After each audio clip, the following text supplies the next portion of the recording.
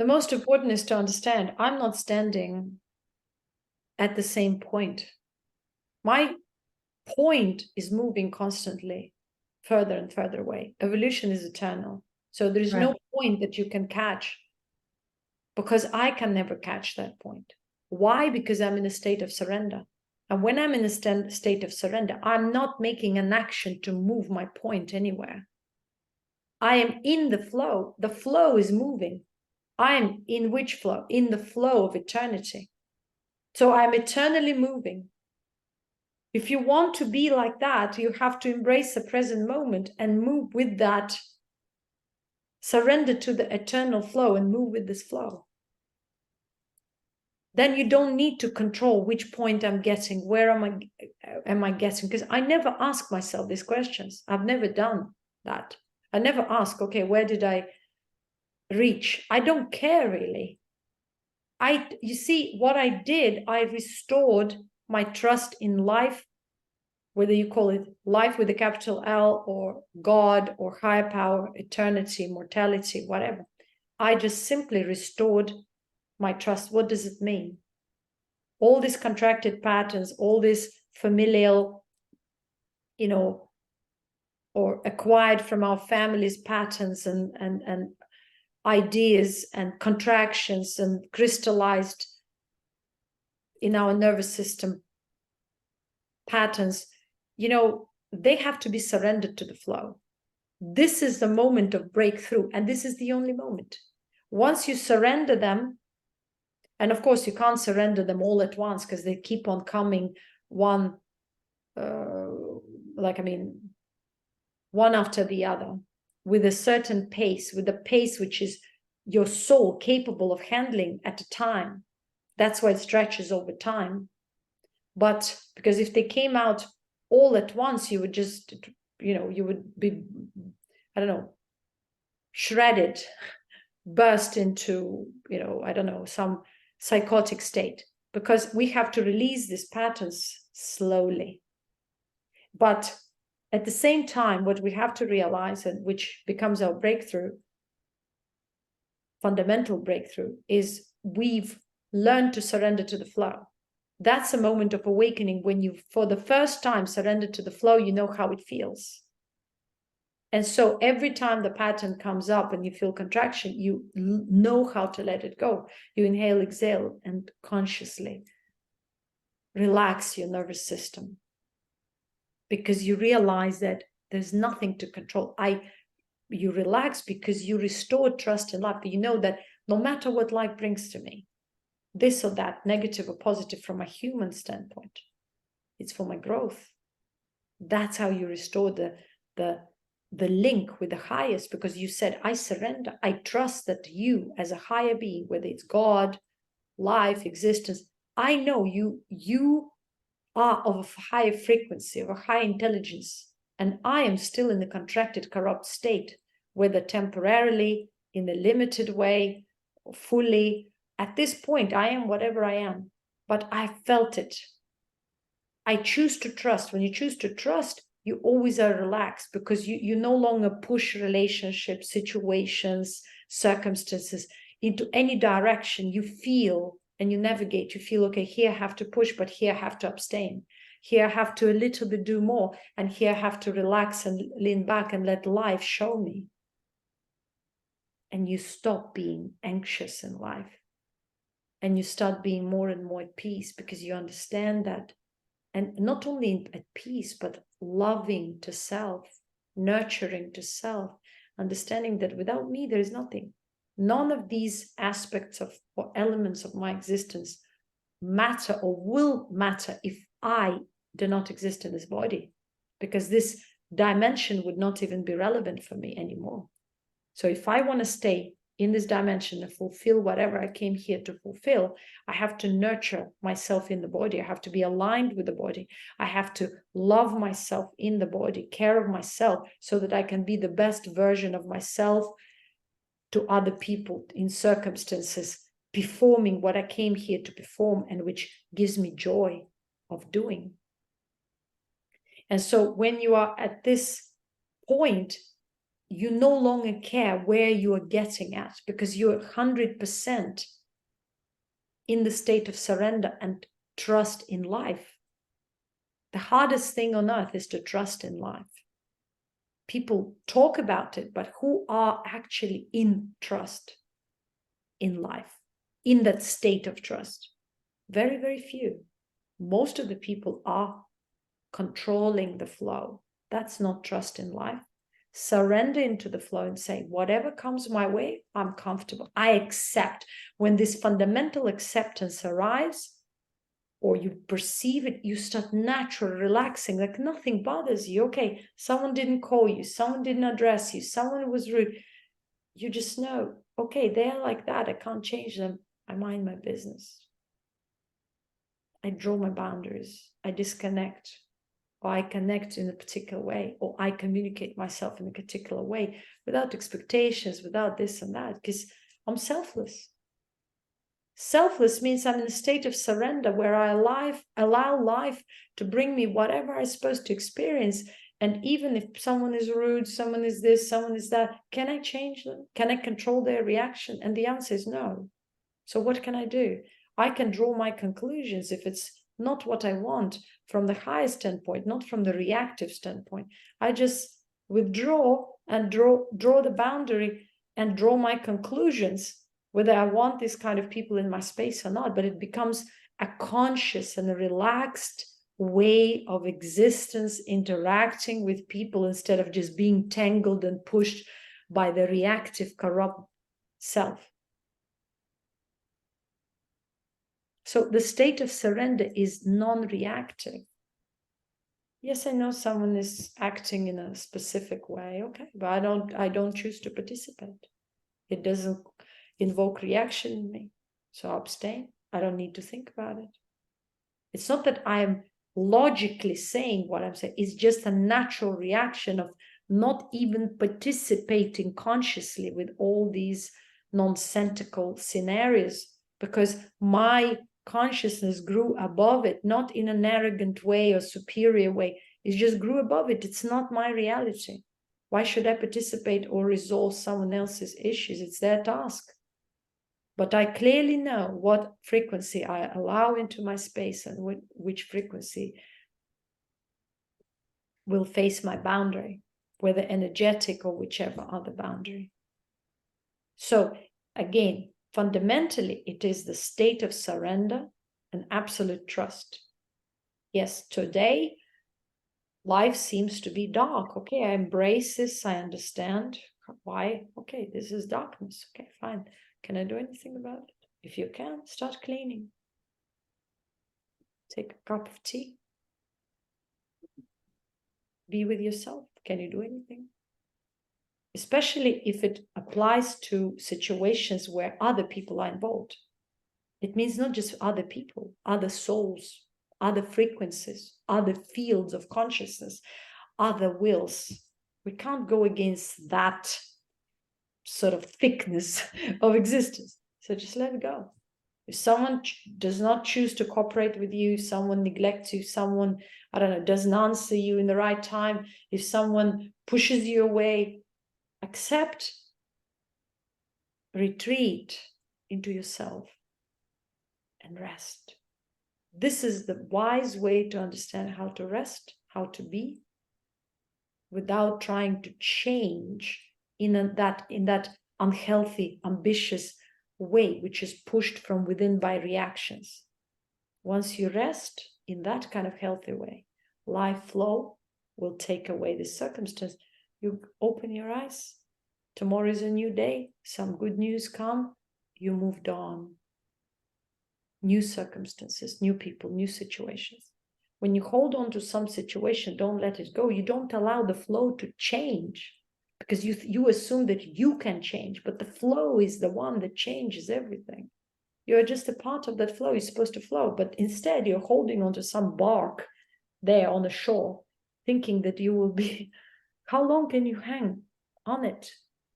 Sooner or later, you need to let go and go with the flow. So the wise way to live is to learn to let go and surrender to the flow when you really see you cannot change. So let the flow create the change. It means surrender. Surrender feels like deep, blissful contentment, relaxation, joy. That's what it is. There's no other way. So, and when you're in that flow, you don't disperse, you don't waste your energy, you are just concealed.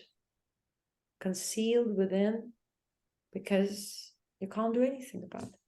Maybe this situation is not even for you, and the flow will take it away. And something else will come in. People talk about it, but do they live by that? No. Yes, logically, certainly we all understand that, what I'm saying. But experientially, it's not there. Very, very few people, probably almost non-existent number of people, truly knows what that means to go with the flow, to live in the flow, to trust in life, to surrender to higher power, God in general. Because if you ask people, most of them, they'll say, yes, of course, it's wise. If one door closes, the other one opens. These are all narratives. We know, we've heard it, but no one lives by these rules or by these principles because no one knows surrender. Everyone is in a state of contraction because they're trying to control the flow. So what's the point of saying all these logical things and not living by them? And the reality of spirituality in this day and age is that no one lives by these principles, these natural laws. No one is an example. And those few ones who are an example, they emanate that by frequency, whether you want it or not, whether you resist it or not. Most of the people have resistance to surrender. It means the moment they want to relax, something just doesn't let them. And it's because it feels more natural to be in that contraction or contracted state than to surrender. Because surrender means like, I have to say goodbye to everything I've known. Because think about it, since your childhood, since your baby state, you're taught to be contract, a little bit relaxed, contract again, contract, contract, contract. That is ego, that this pulsation, but in a very dysregulated way. That's called reactive, unhealthy, corrupt self. You don't need to use even the word ego. It's not a healthy ego, because there is a healthy boundary. It's energetic. It's an autonomous, healthy, spiritual self in the physical body. But then there is this corrupt self that is trying to be spiritual, trying to be happy, trying to be this or that. But trying to be something doesn't mean to be it. So the only way to actually be it is to stop trying and to just let go. And when you let go, you plunge into the flow of authenticity, because the natural flow is always authentic. You're authentic at every moment, no matter what you're facing within that flow, whatever debris, stones, twigs, I don't know, rubbish, people, etc. You're just flowing there. It's the force itself that makes you flow. But most of the people feel it like death, because the only way they knew of life is to be in a contracted state, but this contracted state drains them, makes them age and die naturally. Instead, feeling like surrender, or getting into this surrendered state feels like dying, because it's a kind of, it's like a jumping, it's a leap of faith. It's like jumping into the abyss. You don't know what's there, but there's nothing there except peace and bliss. And that's why many people who are on a spiritual journey, they actually feel this constant dying, or several times, many times dying, because, and they call it dying because simply they just couldn't surrender, and then some circumstances, dramas, etc., just push them to let go, because they couldn't control it anymore. And they reached that point of realization that, yes, no matter what I do, how much I struggle and strive, the solution is so easy. I just can let it go and think about it again in a new way. But after I've let go, because after you let go, your entire biochemistry changes, your entire frequency changes, your nervous system just gets restructured. Each time you let go, You may call it a DNA upgrade. Something changes within your nervous system, within your cells, within your biochemistry, within your glandular system. Something changes, just releases. And so, but it can't be in a massive way. You can't say, okay, one time. People who say that they died once on a spiritual journey, or there was just like some final thing. It's a nonsense. It's illusion. It's just unrefined state. It's just the beginner state, like not even the first state or step. It's a preparational stage, which can last for lifetimes. But people who truly experience, they died so many times, but if they truly died, they should have improved the quality of life from within.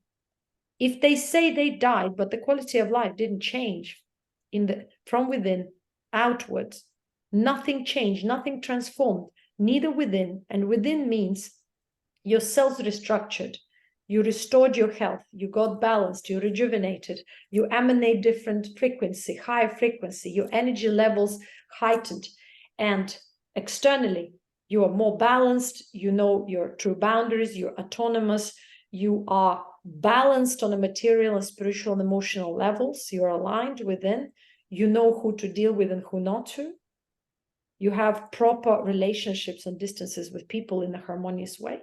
Then all these mini deaths, whether it's several or multiple, meaning like tens of deaths, hundreds of deaths, micro death or bigger deaths within, this is supposed to be transformational points that have to result in these all aspects that I mentioned. When people say, yeah, but you don't know, I've died so many times, but are you still reactive? Are you still having the same reactive patterns within, even to a subtler degree, but still there? You haven't transformed. That wasn't a final death. Somewhere you just chickened out. Somewhere you didn't let that surrender to take full blow and transform from within, because you still held on to something.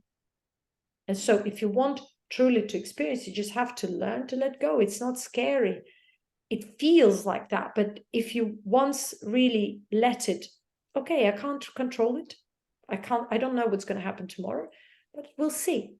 And live in a relaxed state every moment. You start preserving your energy, and that preservation, natural preservation of energy, because you are not trying to control, right? So you're in a relaxed state. That natural preservation of energy starts transmuting, alchemizing your cells, your DNA, transmuting your body, and starts healing you from within. Because first you need to heal. After the healing is complete, meaning you got balanced and aligned, you start rejuvenating, because the rejuvenation cannot come before you healed. Rejuvenation, healed, it means in that current state you feel very balanced, you feel content, and now content for a long time, for a long time, for a long time. So you start concealing, preserving that, and this contentment is just nurturing and rejuvenating you from within. If you can cultivate that for a long time, you start rejuvenating and beating the known signs. You start being life within, not pretending life, not trying to be like someone, but being that authentic life. And life is immortal. It's life. It's eternal. But when we live this life in a contracted state, we pretend it. We try to be something or someone, and we drain this life. Instead, we start cultivating this life, and we realize what true immortality is, even in the body. In the body, it is called longevity. But there is a certain way to restore if the potential is not fully gone. But for that, you need to really shift in a perspective. Am I going to drain? Am I going to prioritize and give importance to each and every element so much that I would waste my life and my youth and my joy to all these things? Do they really matter? To that degree that I'm giving them power now? And the answer is always no. Especially if these things are not in front of you. I understand you may have some people you care of and all, but why would you worry about them when they're not in front of you? And when you learn to live life really, really in and from this present moment, you prioritize only that which is in front of you. You do care. On the periphery, yes, you think of them good, but not think actively. You just emanate that loving energy and you take everyone who is in your scope of consciousness or space of consciousness in account, yet you don't need to actively, constantly worry, fear, etc. Come what may, you live in surrender. You allow everything to be the way it comes, because you can't control. If something is not the way you want, then make a conclusion, make a decision. Do you want it in your life or not? And if it's not pleasing, if it's draining, then let it go, cut it off, energetically and physically. Draw the boundary. That's so simple, isn't it? If the person, you don't need to worry about your children, about everyone, if they're not in front of you. Take care of them fully, 100% when they're in front of you. But then withdraw back when they're not there. This way you conceal your energy. The same applies to people you love, etc. The same applies to your job, offices. You close the door of your office, that's it. You withdraw within. Why do you bring work home and all your troubles home? The moment you close the door, everything should stay there in that office. But most of people cannot do that. They cannot shift the focus again back within, because the present moment is felt only when the focus remains within the body. If the focus is anywhere outwards, you're not in the body. It means your body is possessed by all these other things. So the choice is always yours. This is the way, take it or leave it. For me, this is not the philosophy of life. This is my direct experience and every, bit of my existence. How about others? It doesn't concern me. You ask me, I show the example, not only by my words, but whatever it is by transmission as an emanation. You know, after you've listened to this, how you feel. Even now, you feel more balanced, more content. Yet if the mind still has thoughts, questions, how about you would just let go of this?